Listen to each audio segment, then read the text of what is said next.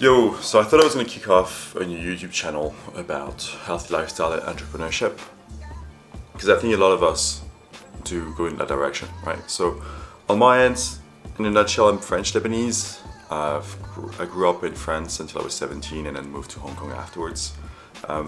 Right now, for the gym, I'm a weightlifter, so I do compete a bit, but as an amateur, right? Nothing too crazy. And care about my nutrition, overall health. And the second thing is I'm an entrepreneur. We've got a family business and I'm doing my own new modern bakery. So I'm going through fundraising, strategic planning, all of it. And I thought I could really share this to show some of the mistakes I've made or I'm gonna make and just the whole struggle throughout. So we're just gonna go over this over the next few weeks. I'll try and post on a weekly basis about part 1, part 2. Healthy lifestyle and entrepreneurship, and hopefully that's going to bring a bit of added value to anyone watching. In terms of where we're at right now, healthy lifestyle snatch is 120 PR, 155 clean and jerk. It's been 5 years. Training with a coach for the last year, which has made a massive difference. Mostly about technique. Strength is still there, but about technique as well. So that's pretty good. We'll try, and basically the ultimate goal is 300 kilogram total. I think in realistically 2-3 years, unless there's some really good progression. And then the second thing regarding entrepreneurship, basically it's been, let's say about 5 months, almost 6 months, I kicked off the project. So I did some fundraising. I can't go too much into details, but basically fundraising for part of the equity. Myself, I'm investing as well.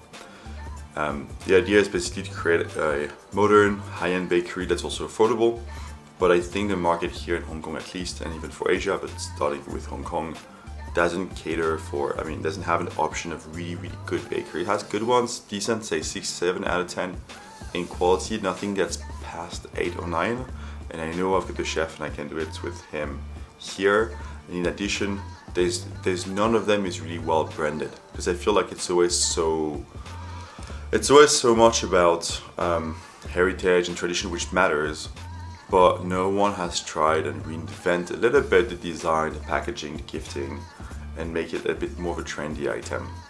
Like, it's cool to buy a great croissant, but does it have a bit more meaning? Who did it? Who designed it? How did we think of it? But not just the croissant, but like just all of the offer we'll have, whether it's bread, snacking, savory, longer shelf life products. There's a few more ideas, but I'll share later. So I'm finalizing basically the brand positioning in terms of where in the mind of consumers is this new bakery going to be, and to which need, what need is the answer, right? It always has to answer a need, right? So right now the main idea, as the basics, is basically just having the great, the best bakery, 9 out of 10, at a very reasonable price, almost the same as competitors, because the margins are good enough. Yeah, and then after it's just to be a lot more creative with the product and with the brand. So trying to collab with fashion brands, corporates, and trying every time bring a new angle to the product. And then we'll also run our own events. I don't want to say everything yet, but there's just gonna be like a lot to share about it. So I'm pretty excited. It's been something I've been wanting to do for a long time. My own business plus bakery as well. So this one's been on my mind for the last year. I did my own trainings. I've done so much research. I've got a great team with me. I'll tell you more also in the next few weeks. The cool thing is, I think it's cool. Well, I'll document most of it and disclose what I can. And I think in maybe 5 months, we'll see the end of it. Or the start of it, actually. Now the real work begins. Oh shit, no!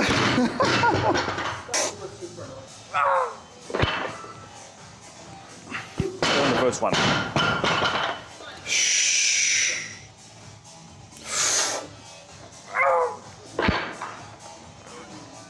Better.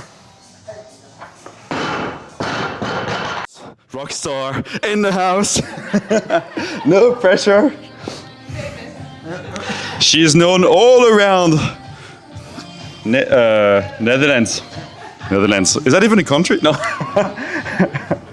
For For bearing James. Yeah. For the best weightlifter of Netherlands in the category of 55 kilos.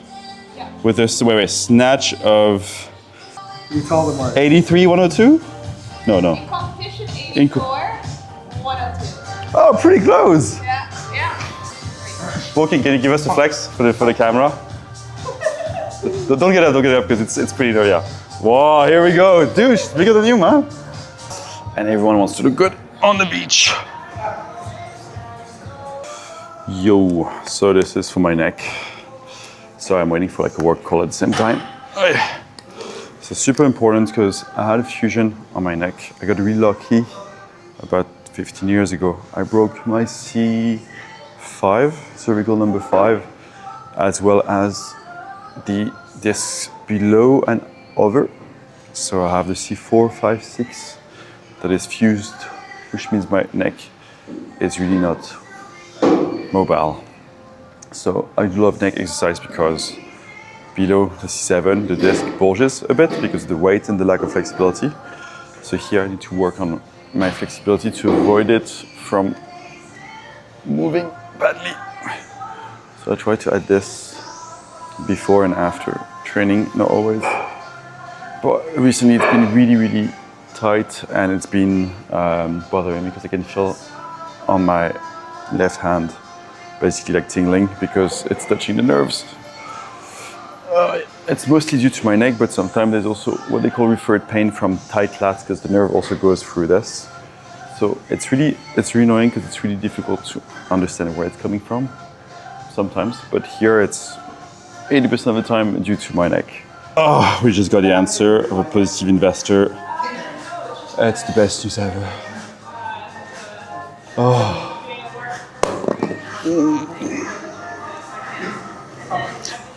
Oh. It's been in my mind for the last 3.5 weeks. Crazy. Pasta, pork, and broccoli. And we have more veg, and dessert is blackberries. Yo! So, quick wrap up for the day. There's been some really good news. We have a new investor, which is really good. Someone with good profile, good friend of a friend, on decent terms. So this is really going to help to open the new project, the new bakery. So it's been really helpful. It's been 2 weeks of back and forth on the terms because you really have to understand basically what you're getting into, right? Again, I give more details whenever I can, but I can't for now. So it's just basically based on how much can you deliver in terms of sales, growth, equity, and so on. So that's super important because I guess sometimes you can also end up in situations where terms can be too difficult. So I think it's super important because what you see now, what's happening now, you might not see.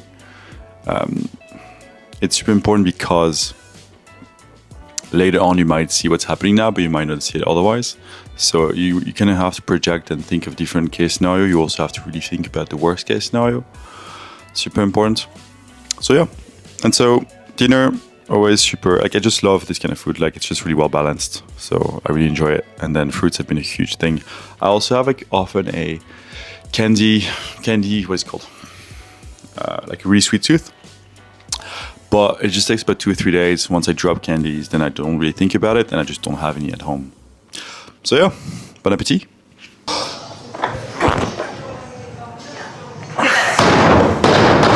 Yeah, I'm a bit more. Yeah, I'm a bit more.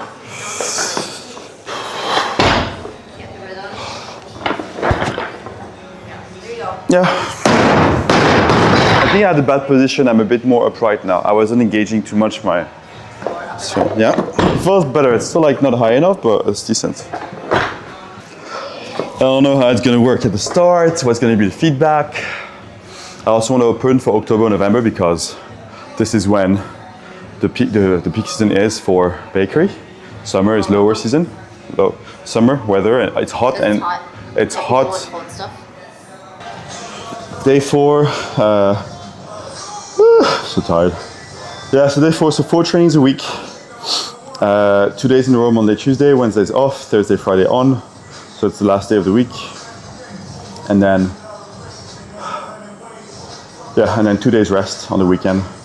Weekends usually not too much going out, just about 2 or 3 drinks on Friday, sometimes Saturday as well, but it's never that much. No bender ever anymore, almost. At least not in Hong Kong. And then yeah, so we're in the middle of block 3 out of 4 blocks. No, sorry, we're in block. We're at 2 weeks, finishing week 2, week 3. Next week is we peak. We're gonna peak on doubles, so around 88-90% of max for 2 reps for most complex. And then week 4 is gonna be deload. And then we'll go on a new block. Before I do my new block, so in 2 weeks, I'm gonna try to compare a program done by KK, Coach KK, and then try to do a program with AI. As in, like, ask ChatGPT specifically about it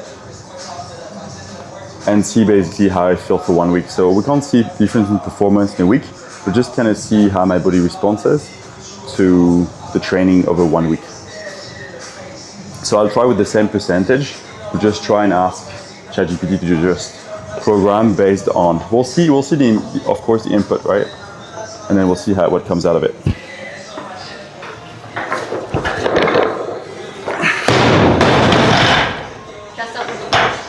Yeah.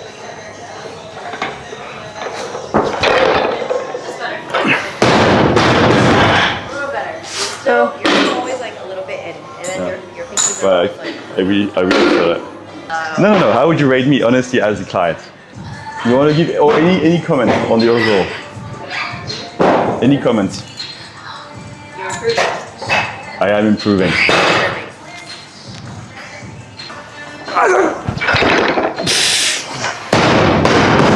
What crashes?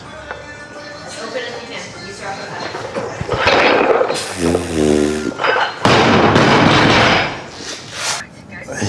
Yeah, so basically, Hong Kong lifestyle, you get really tired, you work a lot. The ones who want to train can train a lot.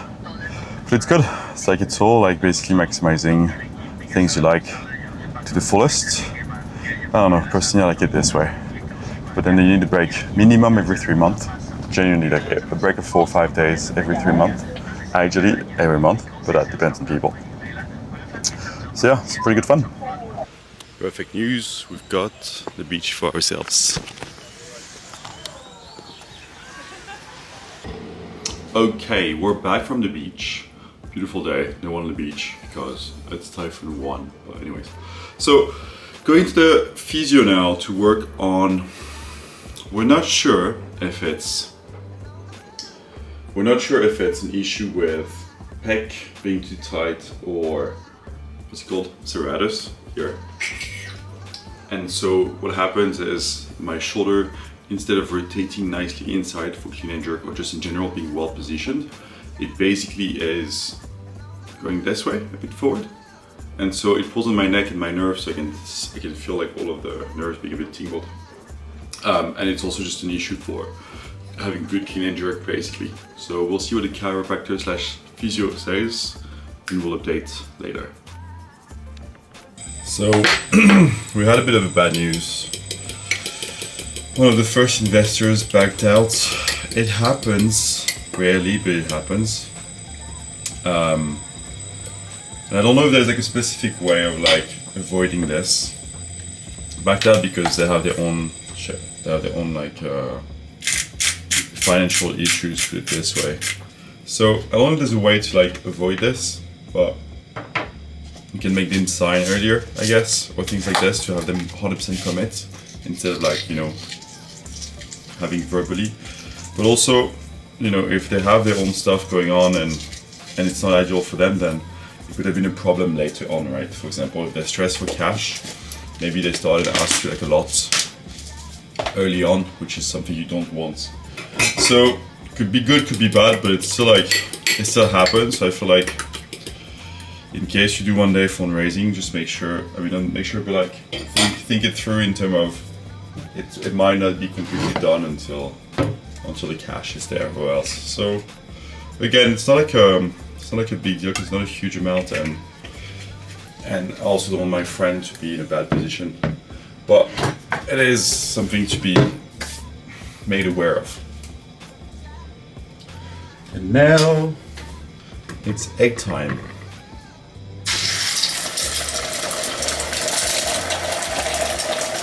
Yes, you wanted to say something? Like, comment and subscribe. Comment and subscribe.